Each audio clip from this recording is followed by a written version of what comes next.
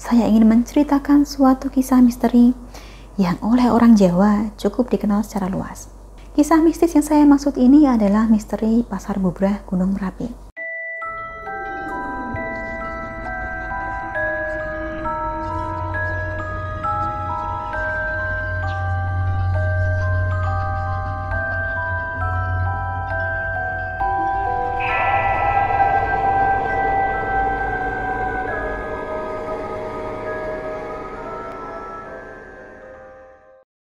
Salam Rahayu, dengan Dewi Sundari di sini.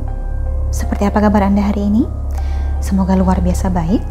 Saya doakan Anda selalu sehat dan selalu diberikan kemudahan dimanapun Anda berada. Kali ini agak berbeda dari biasanya. Saya ingin menceritakan suatu kisah misteri yang oleh orang Jawa cukup dikenal secara luas. Malah saya yakin sebagian dari Anda mungkin sudah pernah mendengar soal ini. Kisah mistis yang saya maksud ini adalah misteri Pasar Bubrah Gunung Merapi. Bila Anda kebetulan punya hobi mendaki gunung, maka di kalangan para pendaki, keberadaan Pasar Bubrah ini sudah tersohor.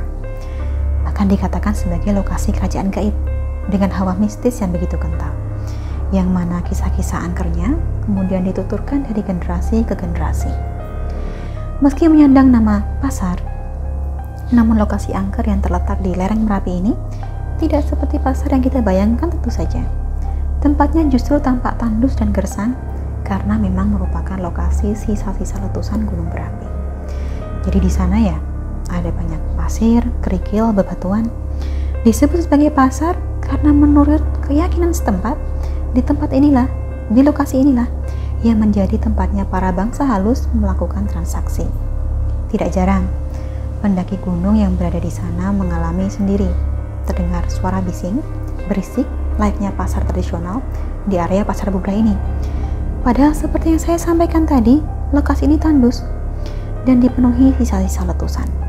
Tapi yang terdengar justru suara ramai orang berjualan, namun tidak nampak wujudnya.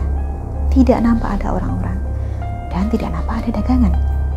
Nah, ketika terdengar suara seperti ini, maka sudah menjadi semacam tradisi bagi para pendaki untuk kemudian melemparkan uang koin ke tanah dan memungut kerikil di sekitarnya.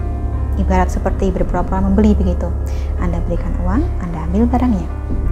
Saking angkernya lokasi Pasar Bubrah ini, bahkan ada yang percaya bahwa di sinilah lokasi awal terbentuknya Gunung Merapi sekian tahun silam.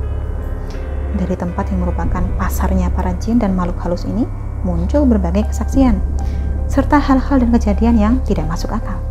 Salah satunya, pernah ada salah seorang pendaki yang hilang kesadaran. Menurut kesaksian dan pengakuan pendaki ini, ia membeli sebuah pisang dari pedagang di dekat tendanya saat tengah malam.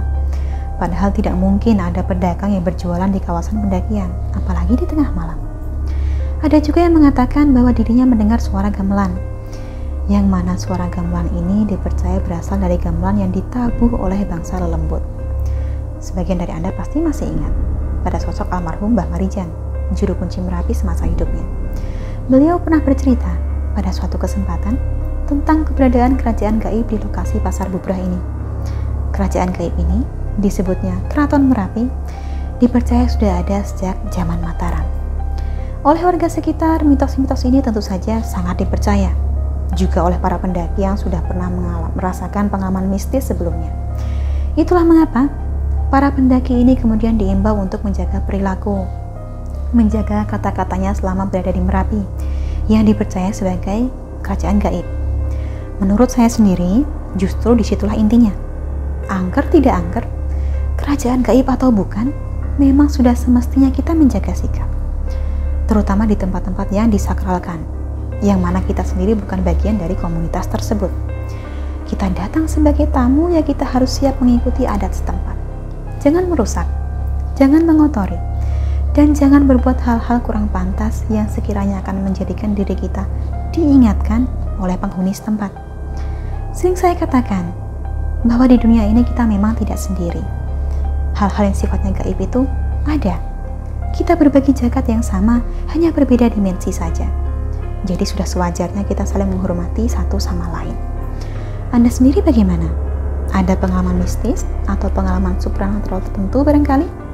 Jika ada, boleh ceritakan kisah Anda tersebut dan kirimkan ke alamat email yang tertera di bagian deskripsi video.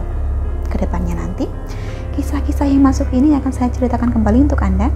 Harapannya tentu saja, di satu sisi untuk berbagi pengalaman, di sisi lain untuk pembelajaran bagi kita yang menyimak. Akhir kata cukup sekian dari saya. Terima kasih telah menyaksikan. Sampai jumpa di kesempatan berikutnya dan salam rahayu.